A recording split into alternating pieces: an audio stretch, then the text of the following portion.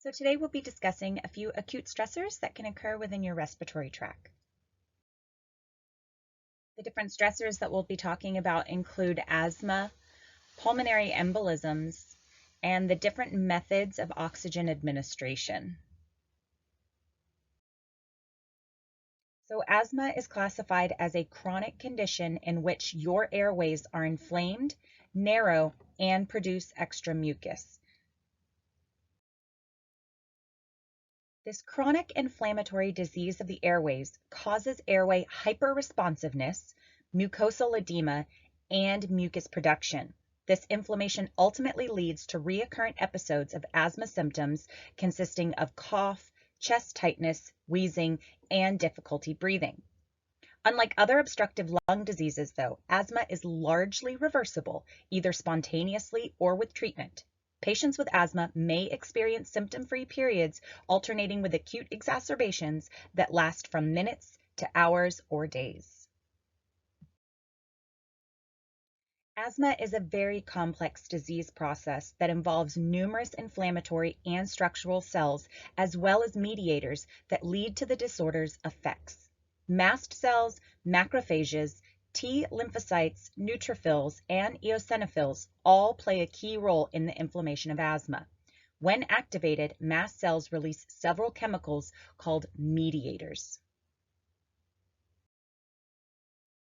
Some of these chemicals, which include histamine, bradykinin, prostanoids, cytokines, leukotrienes, and other mediators, can worsen the inflammatory response, causing increased blood flow, vasoconstriction, fluid leak from the vasculature, attraction of white blood cells to the area, mucus secretion, and bronchoconstriction. During acute exacerbations of asthma, bronchial smooth muscle contraction, or bronchoconstriction, occurs quickly to narrow the airway in response to an exposure. Acute bronchoconstriction due to allergens results from an IgE-dependent release of mediators from mast cells. These mediators include the histamine, tryptopase, leukotrienes, and prostaglandins that directly contract the airway. In addition, alpha and beta-2 adrenergic receptors of the sympathetic nervous system located in the bronchi can play a huge role. As someone's asthma becomes more persistent, the inflammation processes and other factors may be involved in airway and airflow limitation. These include airway edema, mucus hypersecretion, and the formation of mucus plugs. In addition, airway remodeling or structural changes may occur in response to chronic inflammation, causing further airway narrowing. So the three most common symptoms of asthma are cough, dyspnea, and wheezing. In some instances, cough may be the only symptom. An asthma attack often occurs at nights or early in the morning, possibly because of circadian variations that influence airway receptor thresholds. As asthma exacerbation may begin abruptly, but most frequently is preceded by increasing symptoms over the previous few days. There is cough with or without mucus production. At times, the mucus is so tightly wedged in the narrow airway that the patient cannot cough it up. There may be generalized wheezing or the sound of airflow through narrowed airways, first on expiration and then possibly during inspiration as well as the patient gets worse. Generalized chest tightness and dyspnea may occur. Expiration requires effort and becomes prolonged. And so as this exacerbation progresses, diaphoresis, tachycardia, and a widened pulse pressure may occur along with hypoxemia and central cyanosis, which is considered a late sign of poor oxygenation and won't be seen in the early stages of an asthma attack.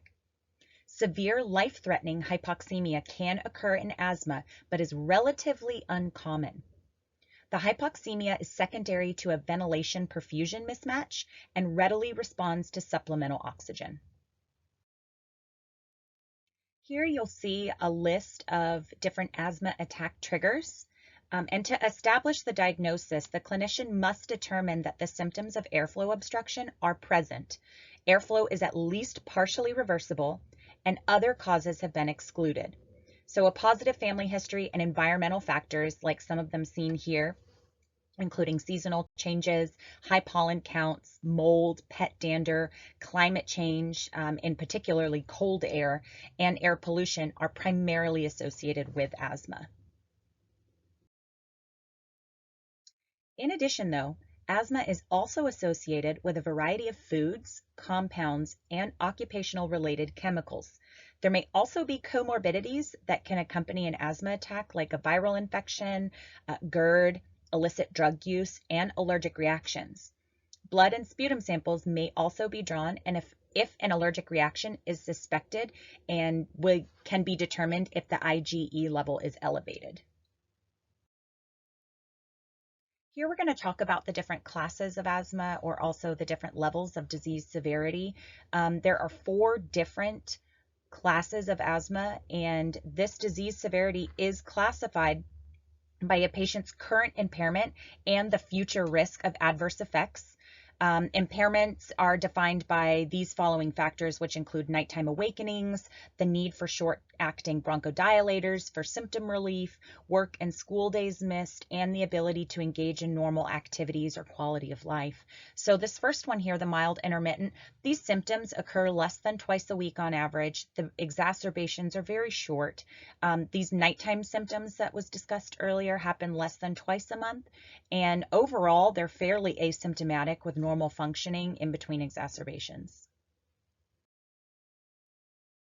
So the second class of asthma here is considered mild persistent, and these are patients who have symptoms more than twice a week, but not every single day. These exacerbations can affect their ADLs, and the nighttime symptoms do occur more than twice a month. The third class is considered moderate persistent, and these are patients that live with daily symptoms. So they don't have exacerbations every single day, but they do have some degree of asthma symptoms daily. In terms of an asthma exacerbation, they'll have more than 2 a week. These exacerbations absolutely affect their normal living. The night symptoms are going to occur 1 to more times a week, and they are using daily medications to help control their asthma symptoms. The fourth class and most severe is the severe persistent. And now these are continuous symptoms. These are patients that have frequent exacerbations, frequent night symptoms, and activity is very, very limited. They are on constant medications and they are always dealing with airway problems. These are going to be the kinds of patients that walk around with inhalers in their pockets, that are constantly taking puffs off of their inhalers, that are susceptible to any air pollutant or allergen or anything like that around them. Another classification of asthma is considered exercise-induced asthma, and this is asthma that only comes during strenuous activities. So some of these symptoms include symptoms during exercise itself, absence of any nocturnal symptoms. So this does not happen at nighttime like it does with typical asthmatic patients. And sometimes only a description of a choking sensation happens during exercise. So quite frequently, you'll get that description when patients are inhaling large amounts of cold, dry air, and then that's when they'll get those bronchospasms, feeling like they can't breathe or they're choking on something and they can't get the air that they need. So when it comes to the prevention of exercise-induced asthma, honestly, knowledge is key. Evaluation of impairment and risk are the primary methods that will help control. So making sure that you're educating your patient on these warm-up exercises, medications if necessary prior to any activity, cooling down so you're not just stopping cold turkey altogether, and then possibly even limiting participation during high trigger days. So complications of asthma may include status asthmaticus, respiratory failure, pneumonia, and atelectasis. Airway obstruction, particularly during status asthmaticus episodes, often results in hypoxemia, requiring the administration of oxygen and the monitoring of pulse oximetry and arterial blood gases. So when you're managing patients who are experiencing status asthmaticus, close monitoring of the patient and objective reevaluation for response to therapy are key in managing these patients. In the emergency setting, because the status asthmaticus patient is considered an emergency, these patients need to be treated with a short-acting beta-2 adrenergic agonist and subsequently a short course of systemic corticosteroids, especially if the patient does not respond to the short-acting beta-2 adrenergic agonist. Corticosteroids are critical in the therapy of status asthmaticus and are used to decrease the intense airway inflammation and swelling. So let's talk medications and treatment of asthma patients. There are two general classes of asthma medications: quick relief medications for immediate treatment of asthma symptoms and exacerbations, and long-acting medications to achieve and maintain control of persistent asthma. Because the underlying pathology of asthma is inflammation, control of persistent asthma is accomplished primarily with regular use of anti-inflammatory medications. The route of choice for administration of these medications is a metered dose inhaler or other type of inhaler because it allows for localized administration within the lungs itself. So the first set of medications here are the quick relief medications. The first one being a short-acting beta-2 adrenergic agonist, for example, albuterol, which I'm sure many of you have heard of before. These medications are medications of choice for relief of acute symptoms in an asthma attack and prevention of exercise-induced asthma. They're used to help relax that smooth muscle. The second one here are the anticholinergics, Atrovent, which some of you also may have heard of. This one's pretty popular. So this inhibits any of the cholinergic receptors and reduces intrinsic vagal tone in the airway. So these may be used in patients who do not tolerate the short-acting beta-2 adrenergic agonists. So after the short-acting, we now want to look at some of the long-acting control. The first one here being corticosteroids. These are the most potent and effective anti-inflammatory medication currently available. They are broadly effective in alleviating symptoms, improving airway function, and decreasing peak flow variability.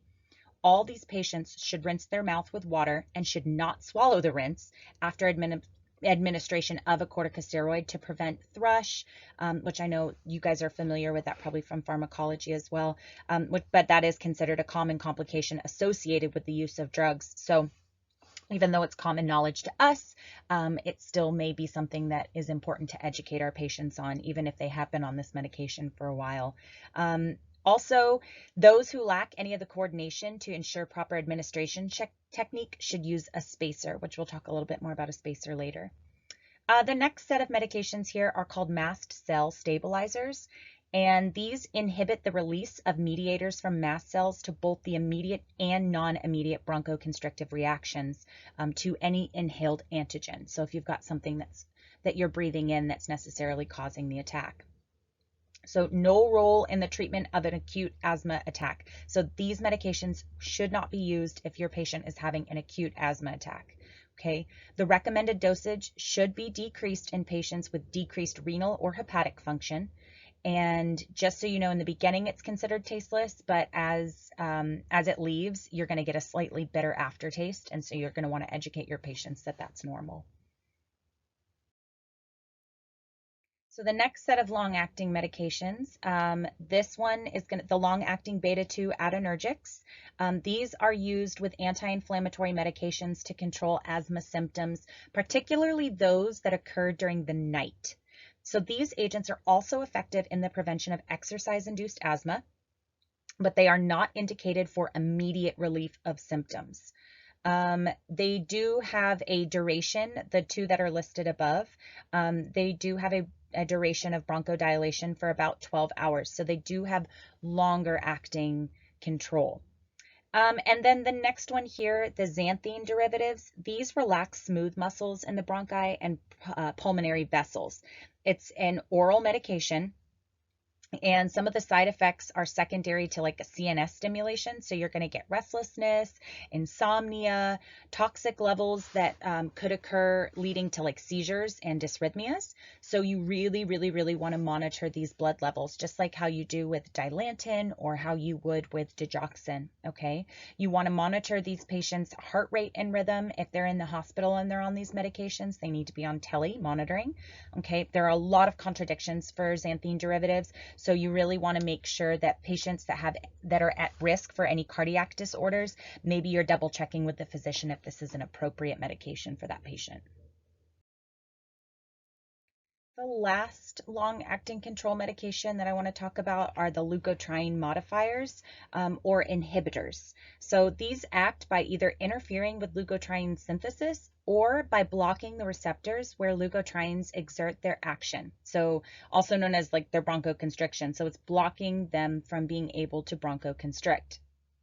They may provide an alternate to inhaled corticosteroids for mild persistent asthma, or they may be added to a regimen of inhaled corticosteroids in more severe asthma cases to attain further control.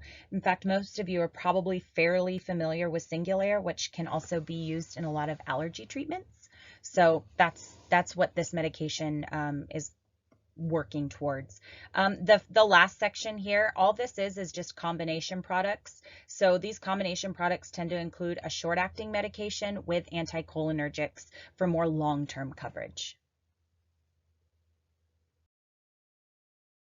Okay, so how do we diagnose asthma in patients? One very common way to do that is with a pulmonary function test. These are non-invasive tests that show how well the lungs are working. The test itself will measure lung volume, capacity, rates of flow, and gas exchange. Another way to do it is through peak flow meters, and this measures the highest airflow during a forced expiration. Daily peak flow monitoring is recommended for patients who meet one or more of the following criteria. They have moderate or severe persistent asthma, worsening symptoms, have unexplained response to environmental or occupational exposures, or at the discretion of a clinician. Peak flow monitoring helps measure asthma severity and indicates the current degree of asthma control. So how can we help manage as nurses these patients that are dealing with different symptoms of asthma? The immediate nursing care of patients with asthma depends honestly on the severity of the patient's symptoms. The patient may be treated successfully as an outpatient if asthma symptoms are relatively mild, or may require hospitalization and intensive care if symptoms are acute and severe. The nurse is going to assess the patient's respiratory status by monitoring the severity of their symptoms, their breath sounds, peak flow, pulse oximetry, and vital signs. Again, here you'll see that some patients, if their exacerbations are very severe, may require hospitalization. But upon discharge, it's very important as nurses that we educate these patients on self-care and follow-up. Are they adhering to their medication and preventative measures? If they are not, then this is an area where we really could work on some level of education with them. There is also an asthma action plan located on page 640 that you don't need to memorize, but it is a good thing to just look over and review as it may give you some ideas on how you can possibly educate your asthmatic patients in the future. So the next acute respiratory stressor that we're going to talk about is pulmonary embolism. So a pulmonary embolism, or also known as a PE, refers to the obstruction of the pulmonary artery or one of its branches by a thrombus or thrombi that originates somewhere in the venous system or also in the right side of the heart. Quite often these are DVTs from lower legs that have broken off and traveled up into the lungs, but they are generally associated with patients who have experienced any degree of trauma. Surgery is huge, pregnancy due to the hypercoagulative state of pregnancy, heart failure if they're older than 50, hypercoagulation states, and then prolonged immobility and AFib. So a PE is described as an occlusion of the outflow tract of either the main pulmonary artery or of the bifurcation of the pulmonary arteries. When a thrombus completely or partially obstructs the pulmonary artery or its branches, the alveolar dead space is increased. And this area, although continuing to be ventilated, receives little to no blood flow. Therefore, gas exchange is impaired and absent in this area. So most commonly, a PE is due to a dislodged or fragmented DVT. You'll need to see the pathophysiology discussion on the DVT in your book. However, there are other types of emboli that may be causing the PE. That includes air, fat, amniotic fluid, and sepsis. So if you have like a bacterial infection of a thrombus, that can also cause a PE. In addition, various substances are released from the clot and the surrounding area that can cause regional blood vessels and bronchioles to constrict, which is not what you want, as that blocks it even further. This result is an increase in pulmonary vascular resistance, thus leading to heart failure. So this is something that needs to be treated right away. Symptoms of a pulmonary embolism really depend on the size of the thrombus and the area of the pulmonary artery occluded by the thrombus. And they may be nonspecific. So shortness of breath is the most frequent symptom. The duration and intensity of the shortness of breath depend on the extent of the embolism. So chest pain is super common in these patients and usually is sudden and pleuritic in origin. So this is not cardiac chest pain. However, it may be substernal and may mimic angina, yet it is not. Other symptoms include anxiety, fear, tachycardia, apprehension, cough, diaphoresis, hemoptysis, and syncope. The most frequent sign, though, is tachypnea. These patients will come in satting fairly normal, but will definitely complain of spontaneous increased shortness of breath. So how do we diagnose a pulmonary embolism? The initial workup is going to include a chest x-ray, which usually is going to appear normal, but it may show infiltrates, some atelectasis, elevation of the diaphragm on the affected side, or a pleural effusion. The chest x-ray is most helpful, honestly, though, in excluding any other possible causes. In addition to sinus tachycardia, the most frequent EKG abnormality is a nonspecific ST T-wave abnormalities. If there's an arterial blood gas analysis, then it may show hypoxemia and hypocapnia from the tachypnea or increased respiratory rate. However, ABG measurements may be normal even in the presence of a PE, so that's still not the best way to show it. The best test is going to be a D-dimer test, and that's used to find out if you have a blood clotting disorder. A positive D-dimer is considered 0.5 or greater. This is a wonderful indication that this patient may or may not have a pulmonary embolism. So if their D-dimer test comes back elevated and you are really concerned about this patient having a PE, then a pulmonary angiogram is going to be the most definitive diagnostic test. But a lot of smaller facilities do not have the ability to perform this, a pulmonary angiogram. So they may do a VQ scan. A pulmonary angiogram is going to be an invasive procedure where they're going in, they're shooting dye, and they want to see through those arteries, is there a blockage? If they're unable to do that, then this VQ scan can be used, and that's used to show any mismatches between ventilation and perfusion, and then that would be recommended because it can also show the pulmonary embolism. But typically, if it's at all possible, the pulmonary angiogram is the gold standard for diagnostic, and that will be completed in a cath lab. How do we manage a pulmonary embolism? Well, first, you need to know that it really depends on the severity and the stability of the pulmonary embolism.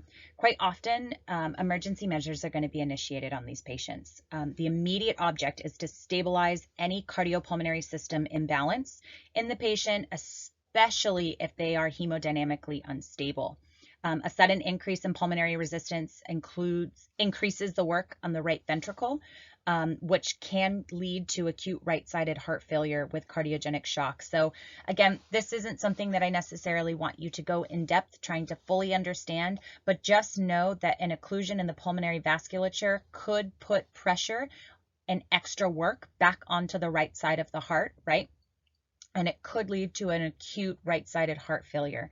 So we want to make sure that we are really doing what we can to improve and stabilize the cardiopulmonary system and making sure that these patients are stable. If you are concerned that this is a severe or large PE, then the first thing that you're going to want to do is give oxygen to the patient. You're going to put them on a nasal cannula, continuous pulse ox. We'll do an ABG to see how long they've been going with limited oxygenation. The next thing that's very important is you're going to want to set up 2 large bore IVs, usually one in each arm. If the patient has become hypotensive, you're going to want to give fluids, possibly pressors if necessary. You're going to draw labs, check for those D-dimer levels. You're going to give any sort of medication or pain medication, sedative, anything to kind of calm that anxiety, because that does make the breathing harder. And then these patients are going to be on tele. So we're going to want to watch for any severe cardiac changes and make sure that those don't occur. So after emergency measures have been initiated, the treatment goal is to dissolve the existing embolus and prevent new ones from forming. Thrombolytic therapy with TPA can be used, but this is an ICU or ER type situation. You won't see this so much on your med-surg floors just because of the intense monitoring that is required after something like TPA is given. For our more stable PE patients, and these may be the ones that you see on your med-surg units, they may be on oxygen therapy if necessary. They may not be. It really just depends on their comfort level. It may also help with their anxiety to have some small amount of oxygens. We're talking 1 to 2 liters. Sequential devices or anti-embolism stockings are very, very helpful in terms of preventing future DVTs from forming. Leg elevation can help increase that venous blood flow return. And then also by doing that, it could cause a volume change for hemodynamically an unstable patient. So again, just keep in mind, if you elevate the legs, obviously you're going to get more blood return to the heart. And by doing that, it is going to up the blood pressure slightly. So if you do have a hemodynamically unstable patient, that could help. But overall, I want you to think about the measures that you can use as a med-surg nurse to help prevent or stop any DVTs or PEs from getting worse or forming. So in patients with pulmonary emboli who do not demonstrate any cardiopulmonary instability, so say their blood pressure is normal, there's no evidence of hypoxemia, immediate anticoagulation therapy is indicated to prevent reoccurrence or extension of the thrombus and may continue for up to 10 days. Long-term anticoagulation is also indicated for at least up to 6 months following the PE and is critical in preventing reoccurrence. This duration, though, may also be extended indefinitely in patients who are at high risk for reoccurrence. So quite commonly, if a patient is admitted to a med-surg floor with a DVT and or a PE, they will be on a heparin drip. This is not something that they'll go home on.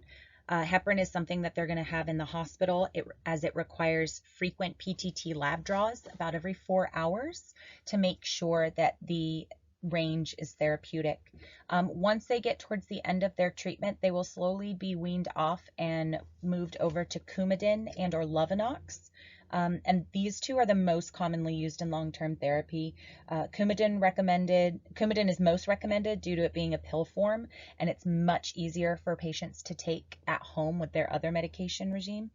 Coumadin also, though, does require a PT and INR check to make sure that it is within therapeutic levels, but this can be done within a patient's primary care physician's office on their routine checkups. So it's very easy to manage.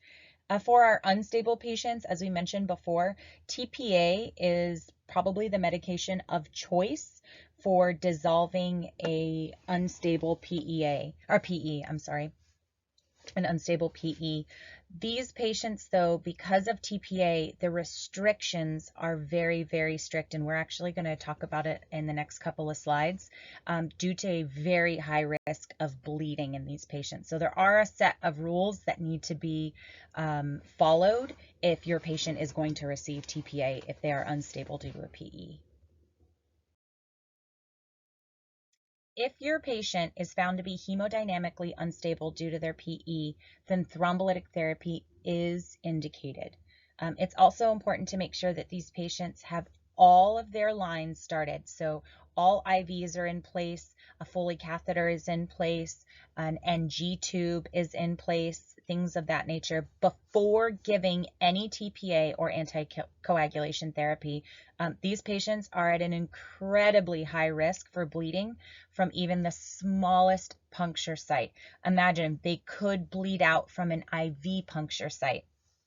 So what TPA tends to do is it essentially wipes out your body's ability to clot at all. So you want to make sure that no incision whatsoever is going to be made after TPA. So you've got everything started, and that there is not already some current bleeding occurring. If so, it will make that worse. Now, there are also some contraindications to thrombolytic therapy, regardless of whether or not your patient is hemodynamically stable or unstable. Some of these contraindications include having had a stroke within the past 2 months or any other active intracranial process, active bleeding, surgery within 10 days of the thrombolytic event, recent labor and delivery, any trauma, or severe hypertension. Consequently, thrombolytic agents are advocated only for PEs affecting an area of the a significant area of blood flow to the lung and causing any hemodynamic instability. So these have to be severe, life-threatening PEs before you're using thrombolytic agents. So there are some surgical management options as well, and these are going to be performed by a cardiovascular team. So the first one here is surgical embolectomy, which is rarely performed but may be indicated if there's a contraindication to thrombolytic therapy. Embolectomies are performed using catheters or even through surgical measures. If it's done surgically, then they surgically remove the surgical removal must be performed by a cardiovascular surgical team with the patient on cardiopulmonary bypass. So it's a very invasive procedure. For patients who have recurrent PE despite therapeutic anticoagulations, an IVC or an inferior vena cava filter may be inserted. These filters aren't recommended, though, for initial treatment for patients with PEs and should not be used in patients who are already receiving anticoagulants. So the IVC filter provides a screen, and I've got a picture on the next slide that you can see, but the IVC filter provides a screen allowing blood to flow unobstructed while large emboli from the pelvis or lower extremities are blocked or fragmented before reaching the lung.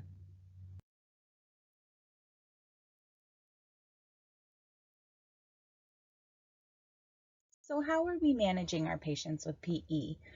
Please note, the nurse is responsible for monitoring the patient's response to thrombolytic and anticoagulation therapy, regardless of its TPA or a heparin drip. During the thrombolytic infusion, while the patient remains on bed rest, vital signs are frequently assessed and invasive procedures are avoided. Tests to determine INR or PTT are performed 3 to 4 hours after the thrombolytic infusion is started to confirm that the fibrinolytic systems have been activated. Here we have some different areas for education that us as nurses can give to our patients. One of the big ones here is we really want to try to identify those patients who are at risk, especially those with any sort of predisposition. So do they have a family health history of PEs or DVTs? Do they have their own personal history of it? We want to encourage ambulation. Sedentary lifestyles absolutely put patients at higher risk for developing DVTs that lead to PEs. Active and passive leg exercises. Don't cross your legs, move them frequently. Properly fitting compression stockings. Make sure that these patients know exactly what size and how to wear them appropriately. Assess for any warmth, swelling, redness in legs, which may be indicative of a DVT formation. Managing patients that are in the hospital with DVTs, there are a couple of things that we can do to help make them more comfortable. Chest pain, if present, is usually pleuritic rather than cardiac in origin, so a semi-Fowler position within the bed should provide a more comfortable position for their breathing. The patient must understand that the need for continuous oxygen therapy may be necessary. If the nurse assesses that the patient frequently and notices signs for hypoxemia and monitors that pulse ox to evaluate the effectiveness of the oxygen, they may need to be on low doses of it. Deep breathing and incentive spirometers are indicated for all patients to minimize or prevent atelectasis and improve ventilation. So when we're caring for these patients who have had a PE, the nurse must be alert for the potential complication of cardiogenic shock or right ventricular failure subsequent to the effect of the PE within the system. So all of these things are things that the nurse needs to be diligent and hyper aware of.